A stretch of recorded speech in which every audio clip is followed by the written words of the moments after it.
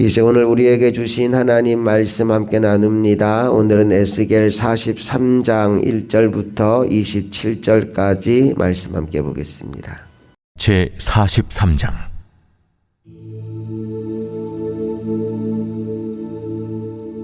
그 후에 그가 나를 데리고 문에 이르니 곧 동쪽을 향한 문이라. 이스라엘 하나님의 영광이 동쪽에서부터 오는데 하나님의 음성이 많은 물소리 같고 땅은 그 영광으로 말미암아 빛나니 그 모양이 내가 본 환상 곧 전에 성읍을 멸하러 올 때에 보던 환상 같고 그 발강가에서 보던 환상과도 같기로 내가 곧 얼굴을 땅에 대고 엎드렸더니 여호와의 영광이 동문을 통하여 성전으로 들어가고 영이 나를 들어데리고 안뜰에 들어가시기로 내가 보니 여호와의 영광이 성전에 가득하더라. 성전에서 내게 하는 말을 내가 듣고 있을 때에 어떤 사람이 내 곁에 서 있더라. 그가 내게 이르시되 인자야, 너는 내 보좌의 초소, 내 발을 두는 초소, 내가 이스라엘 족속 가운데 영원히 있을 것이라. 이스라엘 족속 곧 그들과 그들의 왕들이 음행하며 그 죽은 왕들의 시체로 다시는 내 거룩한 이름을 더럽히지 아니하리라. 그들이 그 문지방을 내 문지방 곁에 두며 그 문설주를 내 문설주 곁에 두어서 그들과 나 사이에 겨우 한 담이 막히게 하였고 또 그 행하는 가증한 일로 내 거룩한 이름을 더럽혔으므로 내가 노하여 멸망시켰거니와 이제는 그들이 그 음란과 그 왕들의 시체를 내게서 멀리 제거하여 버려야 할 것이라. 그리하면 내가 그들 가운데 영원히 살리라. 인자야, 너는 이 성전을 이스라엘 족속에게 보여서 그들이 자기의 죄악을 부끄러워하고 그 형상을 측량하게 하라. 만일 그들이 자기들이 행한 모든 일을 부끄러워하거든 너는 이 성전의 제도와 구조와 그 출입하는 곳과 그 모든 형상을 보이며 또 그 모든 규례와 그 모든 법도와 그 모든 윤리를 알게 하고 그 목전에 그것을 써서 그들로 그 모든 법도와 그 모든 규례를 지켜 행하게 하라. 성전의 법은 이러하니라. 산꼭대기 지점의 주인은 지극히 거룩하리라. 성전의 법은 이러하니라. 제단의 크기는 이러하니라. 한 자는 팔꿈치에서부터 손가락에 이르고 한 손바닥 넓이가 더한 것이라. 제단 밑받침의 높이는 한 척이요 그 사방 가장자리의 너비는 한 척이며 그 가로둘린 턱의 너비는 한 뼘이니 이는 제단 밑받침이요 이 땅에 닿은 밑받침 면에서 아래층의 높이는 두 척이요 그 가장자리의 너비는 한 척이며 이 아래층 면에서 2층의 높이는 네 척이요 그 가장자리의 너비는 한 척이며 그 번제단 위층의 높이는 네 척이며 그 번제는 바닥에서 솟은 뿔이 넷이며 그 번제는 바닥의 길이는 12척이요 너비도 12척이니 네모 반듯하고 그 아래층의 길이는 14척이요 너비는 14척이니 네모 반듯하고 그 밑받침에 둘린 턱의 너비는 반척이며 그 가장자리의 너비는 한 척이니라. 그 층기는 동쪽을 향하게 할지니라. 인자야, 이 제단을 만드는 날에 그 위에 번제를 드리며 피를 뿌리는 규례는 이러하니라. 나를 가까이 하여 내게 수종드는 사독의 자손 레위 사람 제사장에게 너는 어린 수송아지 한 마리를 주어 속죄 제물을 삼되 네가 그 피를 가져다가 제단의 네 뿔과 아래층 네 모퉁이와 사방 가장자리에 발라 속죄하여 제단을 정결하게 하고 그 속죄 제물의 수송아지를 가져다가 성전에 정한 초소 곧 성소 밖에서 불사를 찌며 다음 날에는 흠없는 순염소 한 마리를 속죄 제물로 삼아들여서 그 제단을 정결하게 하기를 수송아지로 정결하게 함과 같이 하고 정결하게 하기를 마친 후에는 흠없는 수송아지 한 마리와 때 가운데에서 흠없는 순양 한 마리를 들이되 나 여호와 앞에 받들어다가 제사장은 그 위에 소금을 쳐서 나 여호와께 번제로 드릴 것이며 7일 동안은 매일 염소 한 마리를 갖추어 속죄 제물을 삼고 또 어린 수송아지 한 마리와 때 가운데서 순양 한 마리를 흠없는 것으로 갖출 것이며 이같이 7일 동안 제단을 위하여 속죄제를 드려 정결하게 하며 드릴 것이요 이 모든 날이 찬 후 제8일과 그 다음에는 제사장이 제단 위에서 너희 번제와 감사제를 드릴 것이라. 그리하면 내가 너희를 즐겁게 받으리라. 주 여호와의 말씀입니다.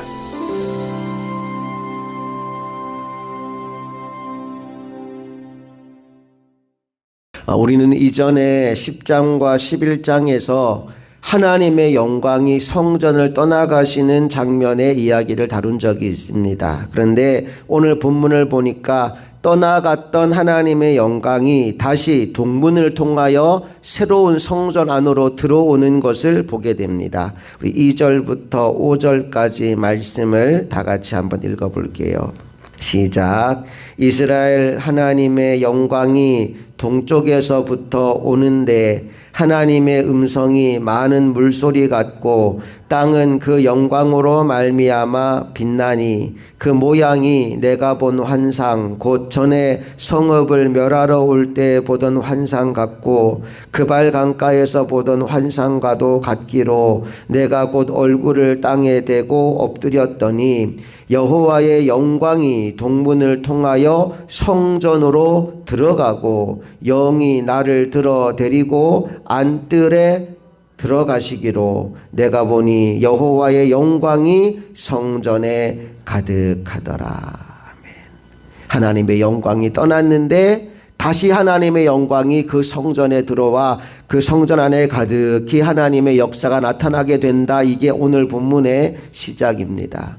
여러분, 하나님이 다시 임재하신다는 것은 용서와 회복의 선언입니다. 하나님은 모든 하나님의 백성들에게 이 은혜와 복을 베풀기를 원하십니다. 혹시 오늘 여러분 가운데 기도가 막히고 예배가 식어지고 어떤 죄로 인하여 그 죄책감에 눌려있는 분들이 계신다면 이 새벽 하나님 앞에서 철저히 회개하고 회복의 은혜를 누리는 여러분 모두가 되기를 바랍니다. 하나님이 내 삶에 밖에 계신 것이 아니라 하나님이 내 삶의 중심에 오셔서 나와 함께 하시는 그 복을 누리게 되기를 간절히 바랍니다. 계속해서 7절 말씀 읽어봅니다. 시작. 그가 내게 이르시되 인자야 이는 내 보좌의 처소 내 발을 두는 처소 내가 이스라엘 족속 가운데 영원히 있을 곳이라. 이스라엘 족속 곧 그들과 그들의 왕들이 음행하며 그 죽은 왕들의 시체로 다시는 내 거룩한 이름을 더럽히지 아니하리라. 아멘. 성전에 다시 들어온 하나님이 뭐라고 말씀하시느냐? 이는 내 보좌의 처소 내 발을 두는 처소 내가 이스라엘 족속 가운데 영원히 있을 곳이다 라고 말씀합니다. 여러분, 하나님은 우리 삶에서 잠시 머물렀다가 떠나가는 손님처럼 그렇게 다녀가시기를 원하지 않으십니다. 영원히 함께 하기를 원하십니다. 자, 그런데 하나님이 우리와 영원히 함께 하기 위하여 우리가 반드시 피해야 할 것이 있습니다. 그게 뭐냐? 음란으로 대변되는 세상의 죄입니다. 9절로 가볼게요. 시작. 이제는 그들이 그 음란과 그 왕들의 시체를 내게서 멀리 제거하여 버려야 할 것이라. 그리하면 내가 그들 가운데 영원히 살리라. 아멘. 오늘 저와 여러분의 인생 가운데 하나님이 영원히 함께하는 은혜와 복을 누리게 되기를 바랍니다. 그렇게 되기 위하여 끊임없이 내 안에 있는 죄를 몰아내고 하나님을 가까이 하는 믿음의 종들이 될 수 있기를 주님의 이름으로 축복합니다. 영적인 측면에서 본다면 오늘 우리들은 다음의 셋 중 하나에 속해 있습니다. 첫 번째는 하나님의 임재를 한 번도 경험해 본 적이 없는 사람이 있을 거예요. 두 번째는 과거 한때 하나님의 임재를 경험하고 은혜를 누렸지만 지금은 거기에서 멀리 떠나 있는 사람이 있을 겁니다. 마지막 세 번째는 오늘 이 시간까지도 하나님의 충만한 은혜 가운데 살아가는 사람이 있을 겁니다. 오늘 여러분이 셋 중에 어떤 사람인지 모르겠지만 간절히 소망하기는 세 번째 사람, 오늘 하나님의 임재 가운데 충만한 은혜를 누리는 사람들이 다 되었으면 좋겠습니다. 여러분, 이 셋 중에 누가 제일 불행한 사람일까요? 누가 가장 힘든 삶을 살까요? 아마 1번이라고 생각하는 사람들이 많을 거예요. 하나님의 은혜를 한 번도 누려보지 못한 사람이 제일 힘들 것 같은데요. 그런데 제가 생각해 보니까 아니에요. 2번이 제일 힘들어요. 한때 하나님의 은혜를 경험했으나 지금은 그 은혜에서 멀어진 사람이 제일 힘들어요. 아주 오래전에 제가 어떤 개척교회 목사님 이야기를 듣고 참 마음이 아팠던 적이 있어요. 무슨 이야기를 하시느냐 하면 이분이 치킨을 누가 사줘서 치킨을 받았다는 거예요. 하루하루 먹고 살기도 굉장히 힘든 마당에 어떤 분이 치킨을 주면서 애들 갖다 주라고 주셨다는 거예요. 근데 이분이 치킨을 들고 오다가 곰곰이 생각해 보니까 이걸 애들한테 도저히 줄 수가 없겠더라는 거예요. 그래서 애들에게 안 먹였대요. 궁금해서 물어요. 아니, 애들 그거 좋아하는데 왜 안 주시냐고. 주면 맛있게 먹을 텐데. 그 목사님이 그렇게 말씀하시는 거예요. 그게 내가 못 준 이유라고. 애들이 이걸 맛있게 먹겠지. 근데 먹고 나서 나중에 치킨 또 먹고 싶어요, 사주세요 그러면은 사줄 수가 없는 형편이니까 차라리 아이들이 치킨을 못 먹어서 치킨 맛을 모르면 사달라는 소리를 안 하지 않겠냐고. 그 생각이 나서 애들에게 치킨을 안 먹였다는 거예요. 얼마나 가슴 아픈 얘기입니까? 그런데 한편으로 그 말이 이해가 되기도 하더라고요. 맛을 모르면 찾지 않아요. 그런데 맛을 알면 그걸 계속 추구하게 되어 있다는 겁니다. 음식에 대해도 그러할진데 하나님의 은혜를 체험해 본 사람이 그 은혜에서 떠나갔을 때 느끼는 공허함은 얼마나 크겠습니까? 일전에도 제가 한번 다룬 적 있지만 시편 51편은 다윗이 우리의 아내 밧세바를 범하고 1년 정도 지난 이후에 일어난 일을 배경으로 합니다.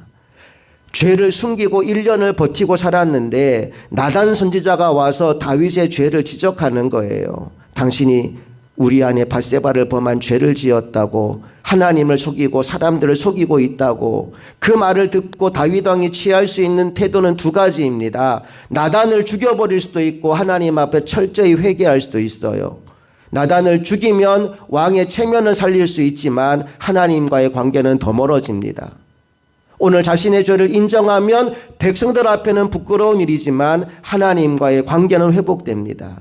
그때 다윗이 취한 반응이 무엇이었느냐? 하나님 앞에 철저히 회개하는 것이었어요. 그러면서 지은 시가 시편 51편인데 우리 그 중에 몇 구절만 한번 찾아볼게요. 시편 51편 11절 말씀 한번 보시겠습니까? 다 같이 읽어봅니다. 시작. 나를 주 앞에서 쫓아내지 마시며 주의 성령을 내게서 거두지 마소서. 범죄하기 전에는 다윗이 늘 하나님과 함께 했어요. 어디를 가든 무엇을 하든 하나님과 동행하는 삶을 살았어요. 그런데 죄를 짓고 그 죄를 숨기며 사는 동안 마치 어떤 기분이었느냐 하면 하나님이 그를 자꾸 쫓아내시는 기분이 듭니다. 하나님의 영 성령이 늘 충만한 삶을 살았는데 하나님의 성령이 거두어져 가는 그런 느낌이 드는 거예요. 그것만이 아닙니다. 12절 말씀으로 가볼까요? 시작. 주의 구원의 즐거움을 내게 회복시켜 주시고 자원하는 심령을 주사 나를 붙드소서. 전에는 구원의 기쁨과 즐거움이 내 안에 충만했는데 그 기쁨과 그 즐거움이 다 사라져버린 거예요. 하나님 앞에 예배를 드립니다. 예배를 드려도 하나님이 그 예배를 받았다고 하는 감동이 없어요. 16절로 가볼까요? 시작. 주께서는 제사를 기뻐하지 아니하시나니 그렇지 아니하면 내가 드렸을 것이라. 주는 번제를 기뻐하지 아니하시나이다. 여러분, 우리아의 밧세바를 범하고 우리아를 죽인 그 죄를 짓고 나서도 다윗은 예배를 계속했을 겁니다.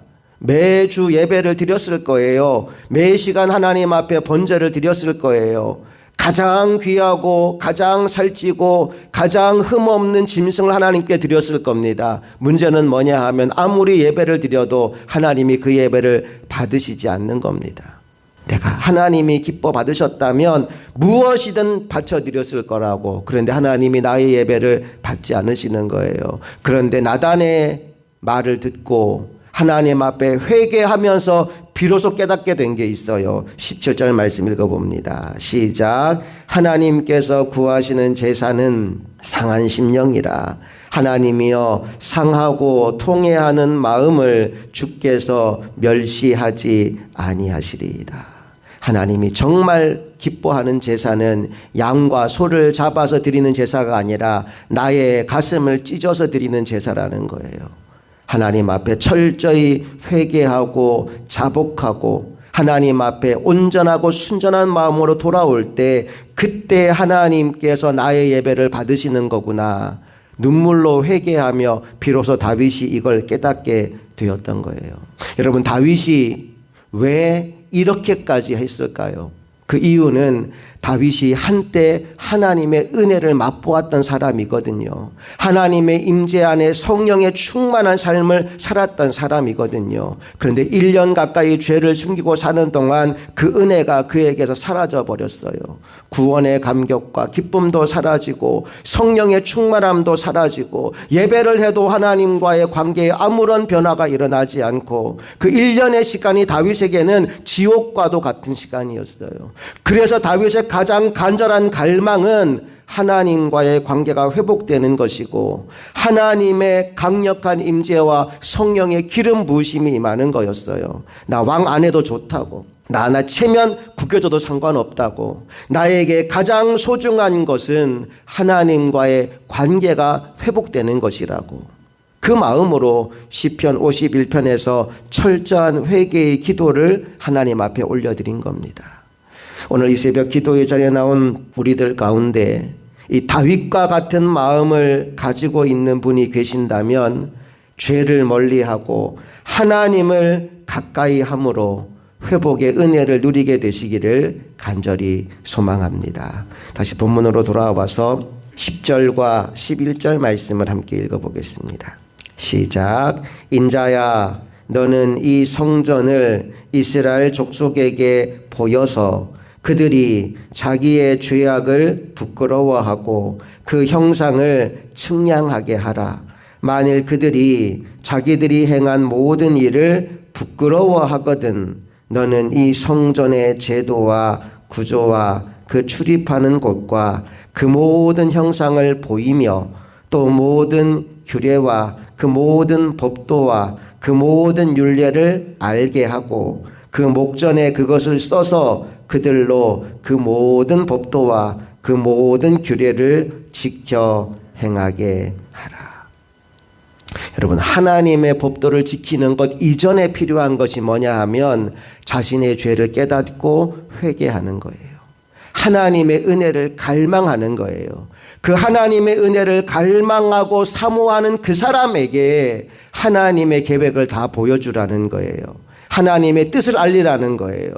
철저히 회개하고 돌아온 사람은 감사하며 기쁨으로 하나님의 말씀에 순종하겠지만 여전히 패역하고 죄 가운데 있는 사람은 율법을 따르더라도 형식적으로 보여주기식으로 할 수밖에 없기에 철저히 회개하고 죄를 자복하고 살아 돌아온 자들에게 하나님의 계명과 율례와 법도를 알려주라고 말씀하는 겁니다. 여러분, 하나님은요, 회개한 백성들에게 하나님께 나아가는 길, 하나님을 만나는 길을 보여주고 싶어 하시는 거예요. 12절 말씀을 보니까 그곳은 거룩한 곳이다라고 말합니다. 읽어봅니다. 성전의 법은 이러하니라. 산꼭대기 지점의 주인은 지극히 거룩하리라. 성전의 법은 이러하니라. 거룩한 곳. 그리고 13절 이하에서 27절까지 하나님께 예배하는 그 번제단의 모양과 크기와 또 실제로 번제를 드리는 규례에 관한 말씀들을 다 보여주시고 들려주시는데 이것을 통해 하나님이 우리에게 깨닫게 하는 게 뭐냐? 하나님의 전에 나온 사람이 반드시 해야 되는 일은 피 흘림의 제사를 통해서 하나님을 예배하는 것임을 알려주고 싶은 거예요. 죄는 그냥 사라지지 않습니다. 피 흘림을 통해 사라지는 거예요. 그래서 백성들이 하나님 앞에 예배하러 올 때 양과 소를 끌고 와서 그 양에게 안수하고 그 피를 흘리고 각을 떠서 하나님 앞에 회개의 제사를 드렸어요. 손을 얹어 기도할 때 하는 일이 무엇이냐? 양을 끌고 온 그 사람의 죄가 그 양에게 전가되는 거예요. 우리 주 예수님이 하신 일이 무엇입니까? 바로 그 번제 어린 양이 되어서 우리의 모든 죄를 대신 짊어지고 십자가에 오르신 거예요. 피 흘림이 없이는 죄사함이 없습니다. 번제할 때마다 나를 위해 피 흘리신 어린 양 예수를 기억하라는 거예요. 그리고 그 은혜를 우리가 누렸다면 예배의 중심에 반드시 필요한 것은 하나님을 향한 감사라고 오늘 본문 27절 마지막에 말씀하고 있습니다. 우리 27절 말씀 다 같이 시작. 이 모든 날이 찬 후 제8일과 그 다음에는 제사장이 제단 위에서 너희 번제와 감사제를 드릴 것이라. 그리하면 내가 너희를 즐겁게 받으리라. 주 여호와의 말씀이니라.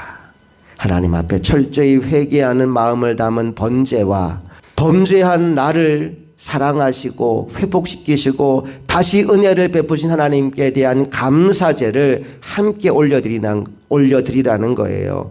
그리하면 하나님이 너희를 즐겁게 받으실 것이다 말씀하고 있습니다. 사랑하는 여러분, 오늘 에스겔 43장은 성전을 떠나갔던 하나님의 영광이 다시 그곳에 돌아오는 이야기를 우리에게 들려줍니다. 오늘 우리의 인생 가운데 하나님과의 관계가 멀어지고 소원해진 분들이 혹시 계신다면 오늘 에스겔 43장의 은혜와 복을 누리게 되기를 간절히 소망합니다. 하나님이 다시 내 삶의 중심에 오시고 내 안에 충만하게 역사하는 거예요. 이게 언제 일어나느냐? 죄를 품고 있을 때 일어나는 것이 아니라 철저히 나의 죄를 회개하고 죄를 멀리할 때 일어나는 결과라고 말씀하고 있어요. 오늘 이 새벽 혹시라도 내 안에 남아있는 죄가 있다면 철저히 회개하고 예수 그리스도 십자가 보혈의 은혜와 능력을 힘입어서 하나님과 친밀함을 누리는 은혜가 여러분 모두에게 임하게 되기를 간절히 소망합니다. 함께 기도하시겠습니다. 좋으신 아버지 하나님, 은혜와 사랑을 감사드립니다. 오늘 에스겔 43장을 통하여 성전을 떠나갔던 하나님의 임재와 영광이 다시 성전 안으로 돌아오는 이야기를 우리에게 들려주셨습니다. 하나님은 우리 삶의 중심에 오기를 원하신다는 것을 오늘 말씀을 통해 깨닫게 하셨으니 이제 우리 안에 남아있는 모든 죄와 허물들을 십자가 보혈 피 아래 내려놓고 철저히 회개함으로 말미암아 회복의 은혜를 누리고 하나님께서 우리 삶의 중심에 오는 복을 누리는 인생들이 다 되게 하여 주시옵소서. 하나님과 함께하는 것이 우리 인생 최고의 복이라는 사실을 날마다 깨닫고 누리며 살아가는 하나님의 종들이 되기를 소망하며 우리 주 예수 그리스도의 이름으로 기도합니다. 아멘.